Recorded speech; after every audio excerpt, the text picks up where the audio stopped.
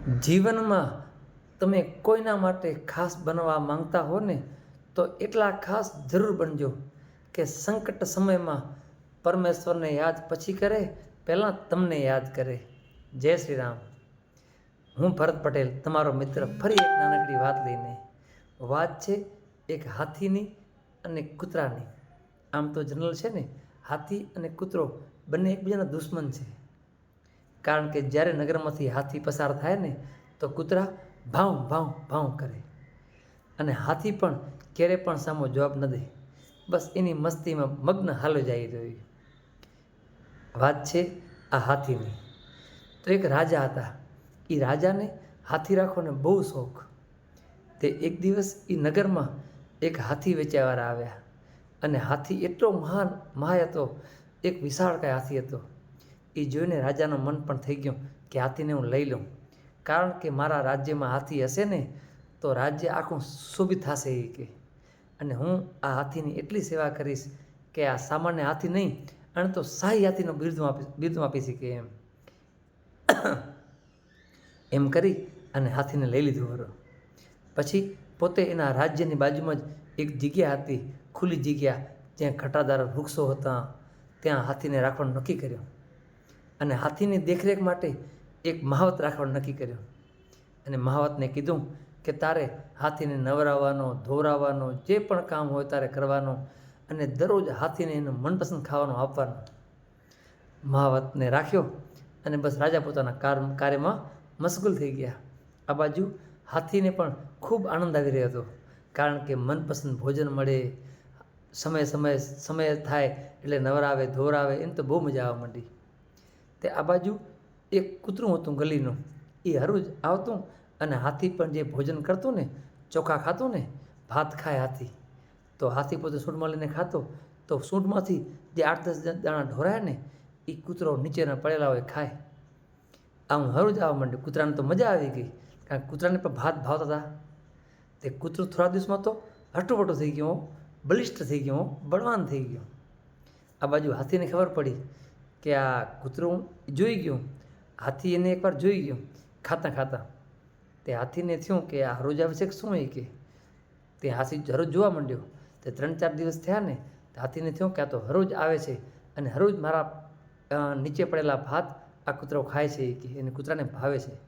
તે હાથીએ કૂતરાને ઇશારો કર્યો, અહીં આવ. કૂતરો પણ ત્યાં ગયો ને, તે હાથીએ કીધું કે ભાઈ, તું નીચે પડેલા ભાત શું કેમ ખાશો એ કે, તો મારી સાથે ખાય કે, મને જે ભોજન મળે છે ને એમાં આપણે બંને ખાશું એ કે. એમ કરતાં વાત તો ગમી ગઈ કૂતરાને. કૂતરો પણ હરોજની જેમ આવવા માંડ્યો. હવે તો નીચે પડેલા ભાત નહીં, જે પણ હાથીને મળતા ને એમ પોતે ખાવા માંડ્યો અને બંને સાથે ખાવા માંડ્યા. અને થોડી સમયમાં તો હાથી અને કૂતરા વચ્ચે એવી ગાઢ થઈ ગઈ ને મિત્રતા, વાત ન પૂછો. પછી તો ક્યારેક ગેલમાં છે ને હાથી એને કૂતરાને સૂંઢમાં ઉપાડી પોતાની પીઠ માથે બેસાડે. ક્યારેક તો આ મહાવત નવડાવવા આવે ને તો હાથી એને સૂંઢમાંથી પાણી ખેંચી અને કૂતરા ઉપર નાખે. આવી થઈ ગઈ મિત્રતાઓ. બંનેને એકબીજા વગર ચાલે નહીં. બંને તો રહેવા માંડે આરામથી અને બહુ આનંદ સાથે રહેતા હો. પોતાની મસ્તીમાં ગેલથી પોતે રહેતા અને આનંદ કરતા. એક દિવસ આ રાજધાનીમાં ગામડાથી એક ભાઈ આવ્યો. એ આ ભાઈએ કૂતરાને જોયો કે કૂતરો આટલો બલિષ્ઠ કે આટલો હઠોકઠો હોય કે એની ઈચ્છા થઈ કે મારા ખેતરમાં કોઈ રખેવાળી રાખ્યાવાળો છે નહીં, તો કૂતરાને હું લઈ જાઉં હોય કે હું. એ વિચારતો હતો ને કાં ત્યાં તો હતો ને મહાવત, એ બહાર નીકળ્યો. તે ભાઈએ મહાવતને કીધું, ભાઈ કૂતરો મને ગમે છે એ કે, મારે કૂતરાને ખેતરમાં લઈ જવો છે રખેવાળ રાખવા એ કે, તમે કૂતરાના કેટલા રૂપિયા લેશો એ કે, હું કૂતરો લઈ જાઉં એ કે. હવે મહાવતનો અધિકાર હતો નહીં કૂતરા ઉપર કાંઈ પણ, છતાં પણ એ મહાવતે કૂતરો વેચી નાખ્યો કે લઈ જા, કાંઈ વાંધો નહીં. આ બાજુ ભાઈ કૂતરાને લઈને પોતાના ગામડે આવ્યા અને ખેતરમાં કૂતરાને લઈ ગયા અને કૂતરાને જમાડવા માંડ્યા. પણ કૂતરો ખાય નહીં, કારણ કે એની મિત્રતા તૂટી ગઈ. એનો દોસ્ત ખોવાઈ ગયો હતો. કૂતરાને ભાતનું ભોજન આપે, ભાત આપે, દૂધ આપે, બિસ્કિટ આપે, પણ કૂતરો ખાય નહીં. અને દિવસે ને દિવસે કૂતરો દુબળો પડવા માંડી ગયો અને એક જગ્યાએ બસ બેસી રહે એના વિરહમાં, એની દોસ્તીના વિરહમાં. આ બાજુ હાથી પણ એવું જ કર્યું. પોતાનો મિત્ર કૂતરો હાલ્યો ગયો ને, 13 દિવસથી ખાવાનું એને બંધ કરી નાખ્યું. ખાવાનું છોડી મૂક્યું એટલે હાથી દિવસે ને દિવસે દુબળો પડવા માંડી ગયો. આ વાત રાજાના કાને પહોંચી કે હાથી આપણો દુબળો પડી રહ્યો છે, આ શાહી હાથી કંઈક થઈ ગયો છે એ કે દુબળો પડી રહ્યો છે એ કે. રાજાએ તરત હુકમ કર્યો મંત્રીને, જે હાથીનું જાણકાર હતા, જે હાથીનું કંઈક જાણતા હતા, એ મંત્રીને હુકમ કર્યો કે જાઓ આપણા શાહી હાથી કેમ દુબળો પડી રહ્યો છે એ કે મને આવા કેમ સમાચાર મળ્યા એ કે. મંત્રી પણ તરત દોડી અને ગયા, જોયું તો ખરેખર હાથી દુબળો પડી રહ્યો હતો. હાથીને ડૉક્ટર પાસે લઈ ગયા. ડૉક્ટરે કીધું કે આને કોઈ રોગ છે જ નહીં એ કે. પછી મંત્રી આજુબાજુના વિસ્તારમાં જઈ અને પૂછ્યું કે આપણો આ હાથી દુબળો કેમ પડી રહ્યો છે, દુબળો કેમ પડી રહ્યો છે. ત્યારે કોઈકે કીધું કે હાથી અને કૂતરા વચ્ચે દોસ્તી થઈ ગઈ હતી એ કે, એકબીજા બહુ આનંદમાં હતા એ કે, પણ એ કે છે ને કૂતરો આપણા મહાવતે વેચી નાખ્યો છે એ કે. મંત્રી કે કૂતરો વેચી નાખ્યો એ કે. મહાવતને બોલાયો અને કીધું કે ભાઈ તમે કૂતરો કેમ વેચી નાખ્યો એ કે. તો કે એક ભાઈ આવ્યા કે મારે ખેતરમાં જરૂર હતી તે લઈ ગયા કે. મેં કીધું લઈ જાઓ એ કે. મંત્રી પણ એને ખૂબ ગુસ્સે થયા એ મહાવત ઉપર અને દંડ ફટકાર્યો. પણ પછી વાત કીધી રાજાને. રાજાને એને કીધું કે રાજાજી વાત તો એ કે મને પણ માનવામાં આવતી નથી એ કે, વાત આશ્ચર્યની છે એ કે. રાજા કે બોલો નહીં કે. તો કે કૂતરો અને હાથી બંને વચ્ચે મૈત્રી થઈ ગઈ છે એ કે, દોસ્તી થઈ ગઈ છે એ કે. અને કૂતરો છે ને આપણા મહાવતને કે વેચી નાખ્યો છે ગામડે એ કે. એટલે કે હાથી છે ને ખાતો નથી એ કે, એટલે દુબળો પડી ગયો છે એ કે. રાજા કહેતો પણ હવે કરવું શું આપણે એ કે, કૂતરાને પાછો લાવવાનો ઉપાય બોલો એ કે. તો મંત્રીએ કીધું કે આપણા રાજ્યમાં છે ને કે ઢંઢેરો પીટાવી દો એ કે, એવી ખબર આપી દો કે જે પણ આ કૂતરો લઈ આવશે ને, આજે લઈ ગયો છે ને, એના રાજા ઇનામ આપશે એમ. તે વાત તો વાયુ કે પ્રસરી ગઈ. રાજાને વાત ગમી ગઈ. એને તો તરત ઢંઢેરો પીટાયો ને તો વાત તો એવી વાયુ કે પ્રસરી ગઈ ને.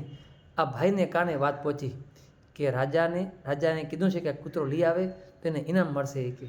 આમે કૂતરો દુબળો થઈ ગયો છે, કાંઈ એને ખાતો નથી એ કે, કાંઈ કામનો નથી એ કે, તો લઈને કૂતરો આપતા હું એ કે. તે ભાઈ તો કૂતરાને લઈ અને રાજાના મહેલમાં આવ્યા. મહેલમાં આવ્યા ને કૂતરો રાખ્યો અને કીધું કે લો રાજા આ તમારો કૂતરો એ કે. રાજા પેલા ભલા હતા, દંડ ના આપ્યો, કારણ કે એને કીધું હતું કે ઇનામ મળશે. પોતે રાજાએ ઇનામની થેલી આપી અને કીધું કે ભાઈ તમે કૂતરાને મુક્ત કરો, તમે એની જાઓ એ કે. એમ કહી રાજાએ ઇનામ આપ્યું અને ભાઈ કૂતરો મુક્ત કર્યો અને ભાઈ પણ નીકળી ગયા. જેવો કૂતરાને મુક્ત કર્યો ને કૂતરો રાજમહેલમાંથી સીધો એ હાથી કરીને દોડીને ગયો. અને હાથીએ પણ એના મિત્રને જોયો ને તો હાથી પણ આનંદમાં આવી ગયો અને નાચવા માંડ્યો. અને ફરીથી બંને એકસાથે ખાવા માંડ્યા અને ખૂબ આનંદથી રહેવા માંડ્યા અને હષ્ટપુષ્ટ થઈ ગયા. આ વાત ભલે નાનકડી છે પણ આપણા જીવનમાં સમજવા જેવી છે કે મિત્ર વગર જીવન છે ને સાવ કોરો પાના જેવું છે. આપણે એક કોરું પાનું હોય ને એમાં ખાલી મિત્ર લખીએ ને અને મિત્રથી આપણે મિત્ર રાખીએ ને તો એ સૌથી મોટું પાનું થઈ જાય છે. કારણ કે મિત્ર છે ને આપણા જીવનમાં એ રંગ પૂરે છે જે આપણા જીવનમાં ના હોય એ રંગ પૂરે છે.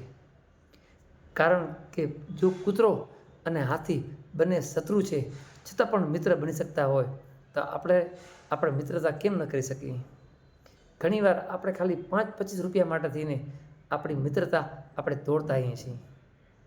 કારણ કે મિત્રતા છે ને એ તોડવાનો કોઈ કારણ જ ન હોય. કારણ કે મિત્ર એવો હોય કે જે આપણને ગમે ત્યારે સંકટ સમયે આપણને કામ આવે અને આપણને હૂંફ આપે. જન્મજાત શત્રુ પણ દોસ્ત બની જતા હોય છે એ એક પ્રેમ પાછળ. તો આપણે શું કામ મિત્રતા તોડીએ ક્યારે કોઈનાથી. આપણે પ્યારથી સંબંધ આગળ વધારીએ આપણે. અને જે હાથી અને કૂતરાની બનતી નથી એ પણ દોસ્તી થઈ ગઈ તો વિચાર કરો આપણે તો મનુષ્ય છીએ, આપણે કોઈનાથી શું કામ દોસ્તી તોડીએ. અરે દોસ્તી છે ને ગાઢ હોય ને તો એને વધારે ગાઢ બનાવીએ એને, અને દોસ્તી જો ઓછી હોય ને તો આપણે વધારે એને ગાઢ બનાવીએ કે બસ આપણો સંબંધ હંમેશા મજબૂત રહે. કારણ કે જીવન છે ને એક જ વાર મળ્યું છે. આ મનુષ્ય જીવન અતિ દુર્લભ છે. એમાં પણ આપણે નાની નાની વાત લઈને ઝઘડા કરીએ કે મારે મિત્ર તોડી નાખતા આવીએ તો એ યોગ્ય નથી આપણા માટે. કારણ કે શ્રી કૃષ્ણ અને સુદામા એની કેવી મિત્રતા હતી. કાળિયો ઠાકર તો આખો દ્વારકા સોનલ નગરીનો રાજા હતો, છતાં પણ પોતાના મિત્રને ભૂલ્યો નહોતો એ રહ્યો. આપણે તો સાવ નાની વાત હોય ને તો આપણે આપણા જીવનભર એ મિત્ર સામે જોતા નથી, મિત્ર સામે કેવું કેવું બોલીએ છીએ તો આપણા માટે યોગ્ય નથી. બસ તો બની શકે એટલા મિત્રો બનાવવા અને મિત્રતા ગાઢ રાખવી અને વિશ્વાસથી રાખવી, તો એ આપણને કાયમ કામ આવશે. બસ તો વાત ગમતી હોય તો આગળ શેર જરૂર કરજો. જય શ્રી કૃષ્ણ. હર હર મહાદેવ.